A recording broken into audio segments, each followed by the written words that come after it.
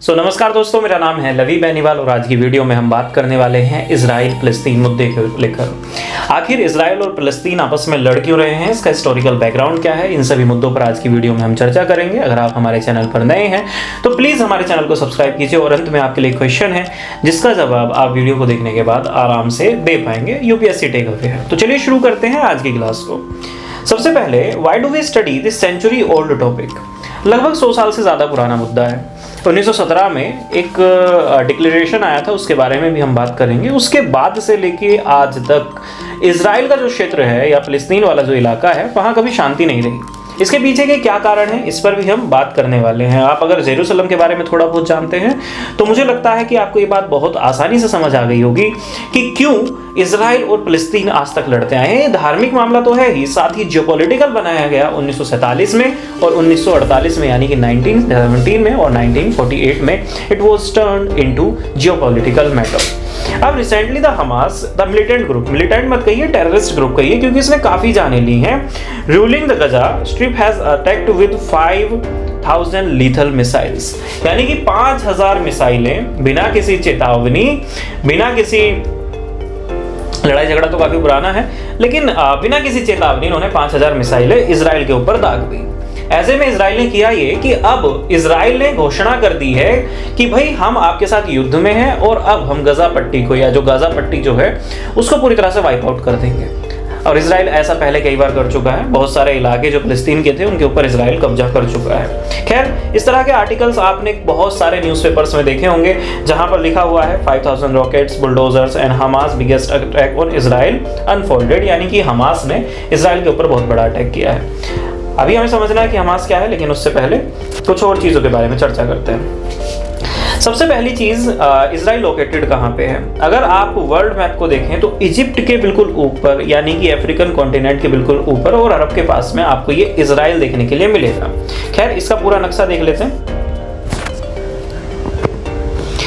अब लोकेशन और मैप की बात करते हैं। तो अगर आप मैप के बारे में थोड़ा जानते हैं तो इजिप्ट के बिल्कुल ऊपर इसकी सीमाएं किससे सटती हैं? इसकी सीमाएं सटती हैं जॉर्डन से, सीरिया से, लेबनान से, और ये मेडिटेरेनियन सी है, यहाँ पे इसकी सीमाएं सटती हैं। साथ ही यहाँ जो ये मिसाइल मैंने छोटा सा बनाया है, ये भी अटैक करने वाला है। एक मिनट। तो ये गाजा पट्टी है, यहाँ से अटैक हुआ है इजराइल के ऊपर। इजराइल के लगभग ज़्यादातर इलाकों के ऊपर इन्होंने अटैक किया है। अब यहाँ पे इजराइल ने क्या किया है, इजराइल ने कहा कि आप ये जो नॉर्दर्न गजा है, यानी कि जो ऊपर वाला हिस्सा है, इसे खाली कर दीजिए, क्योंकि यहाँ पर हम बहुत बड़ा मिलिट्री ऑपरेशन करने वाले हैं। अब यहाँ के लोग जाएंगे कहाँ? अगर आप ध्यान से देखें तो ये जो गाजा पट्टी है, इसकी सीमाएं मिलती हैं इजिप्ट से। अब ये लोग भाग रहे हैं इजिप्ट की तरफ। इजिप्ट कह रहा है कि हमारे यहाँ आना मत, क्योंकि हमारे यहाँ जगह नहीं है। हालांकि दोनों ही नेशंस मुस्लिम नेशन हैं, लेकिन ये अपने यहाँ लोगों को शरण देने के लिए बिल्कुल भी तैयार नहीं है। अब हमें समझना है कि हमास क्या है। हमास वॉज फाउंडेड इन 1987, 1987 में हमास फाउंड आउट किया गया था, seeking fulfil it's agenda through violent जिहाद। वायलेंट जिहाद, जिहाद दो तरह का हो सकता है, या तो आप प्रेयर करते रहिए या फिर आप वायलेंट, यानी कि आप आक्रमण करके भी अपने हकों की जो चीज़ें हैं उसे लेने की बात करते हैं। तो हमास की जो आइडियोलॉजी है वो ये है कि हम हमला करके अपना जो फिलिस्तीन है, जो पुराना फिलिस्तीन है, उसको वापस ले लेंगे। Regarded as a terrorist organisation by the US government. हुआ ये कि यूएस गवर्नमेंट ने कहा कि ये तो टेररिस्ट है। अब 2006 में यहाँ पर चुनाव होते हैं जिसमें हमास जो लेजिस्लेटिव इलेक्शंस हैं उन्हें जीत जाता है। हमास पैलेस्टीनियन अथॉरिटी के लेजिस्लेटिव इलेक्शंस को जीत जाता है और बिल्कुल जीतने के साथ ही फतह को गजा से अलग कर देता है। इसकी वजह से जियोपॉलिटिकल मूवमेंट जो है वो थोड़ा कमज़ोर पड़ जाता है और हमास भी हल्का सा कमज़ोर पड़ जाता है, ज़्यादा नहीं, पर हाँ इसका जो मूवमेंट था वो काफ़ी हद तक कमज़ोर हो गया। बात करते हैं कि भाई लड़ाई और झगड़े की जड़ क्या है। लड़ाई झगड़ा नहीं होना चाहिए, लेकिन इसकी जड़ क्या है उसके बारे में हम बात करते हैं। बोन ऑफ कंटेंशन क्या है। तो एक बेल्फोर डिक्लेरेशन है जो 1917 में आई थी। पहला तो ये अंग्रेज हैं और अंग्रेज किसी भी चीज़ को ऐसे ही छोड़ के नहीं गए थे। अंग्रेजों ने जब फिलिस्तीन को छोड़ा तो ये फिलिस्तीन को इस हालात में छोड़ के गए थे कि इसका बंटवारा होके रहेगा, और इन्होंने भारत को जब छोड़ा तो भारत को भी इसी हाल में छोड़ के गए थे कि इनका बंटवारा होकर रहेगा। तो इसी बात पर एक जूता तो इनके नाम का बनता है, हमेशा एक जूता इनको लगाइए। कभी भी मैं ब्रिटिश का बी बड़ा नहीं लिखता हूँ। इसके पीछे का कारण ये है कि भाई मैं इन्हें बिल्कुल भी रेस्पेक्ट नहीं करता, ना इनके तरीके को, और ना जिस तरह से इन्होंने दूसरे देशों के साथ किया, जिस तरह से इन्होंने दूसरे देशों को एक्सप्लॉइट किया। चलिए शुरू करते हैं। The seeds of conflict was sown by the British foreign secretary Arthur James Balfour. Arthur James Balfour ने ही इसका बीज बोया था 1917 में। इन्होंने डिक्लेयर क्या किया? इन्होंने डिक्लेयर किया कि ये जो जमीन है, ये ज्यूइश जो है, यानी कि ज्यूज जो है, इनको आप क्या कीजिए, अपने यहाँ जगह दे दीजिए, यहूदियों को अपने यहाँ जगह दे दीजिए। क्यों जगह दे दीजिए? क्योंकि यहूदियों के पास कोई घर नहीं है। तो फिलिस्तीन के पास है जेरूसलम, अगर आपने नाम सुना हो। यहूदियों को और जो अरब हैं, उन्हें दोनों को ये लगता है कि ये जो यरूशलेम है, यही उनका धार्मिक स्थल है, धार्मिक स्थलों में से एक है जहां से उनकी शुरुआत हुई। लेकिन समस्या कब आई कि जब दोनों में कॉन्फ्लिक्ट होना शुरू हो गया। अब होता क्या है कि सबसे पहले तो ब्रिटेन में यहूदियों का काफी शोषण हो रहा था। ब्रिटिश काफी ज्यादा शोषण यहूदियों का कर रहे थे, ये पक्की बात है। और इसके अलावा हिटलर जब आया तो 1945 में हिटलर ने भी यहूदियों का शोषण करना शुरू कर दिया, यहूदियों को मारा। क्योंकि हिटलर का मानना यह था कि दुनिया में केवल एक ही रेस ऐसी है जिसे आर्यन रेस कहते हैं, वही सबसे परफेक्ट है, बाकी सबको मार दो। तो उसने यहूदियों को जिनोसाइड किया।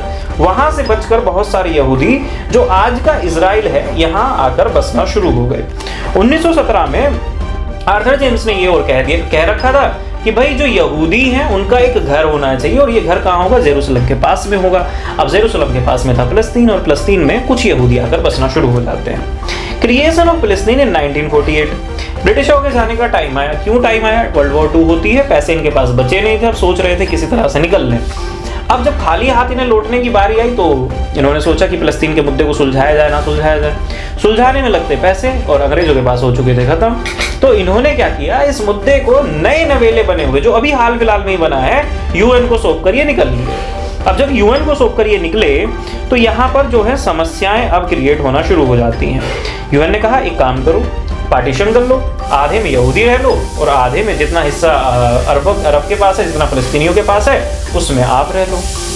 बात बनी नहीं। अरबों ने कहा ऐसा है, घर हमारा है, हम रहेंगे, यहूदियों को भगा दो। अब यहूदी जाते तो जाते का।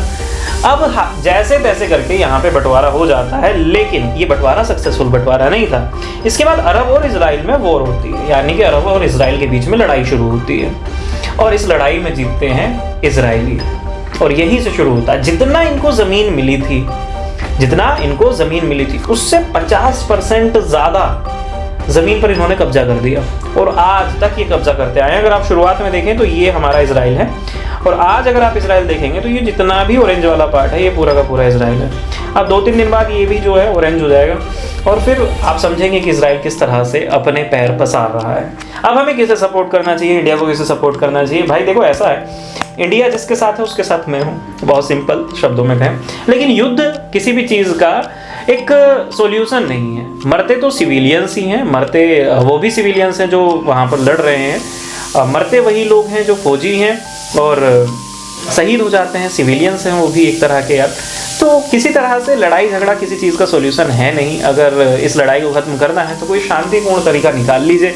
रहना यहूदियों ने भी है, रहना मुस्लिमों ने भी है, फिलिस्तीनियों ने भी है, तो भैया जैसे हैं प्लीज़ मिलजुल के रहिए।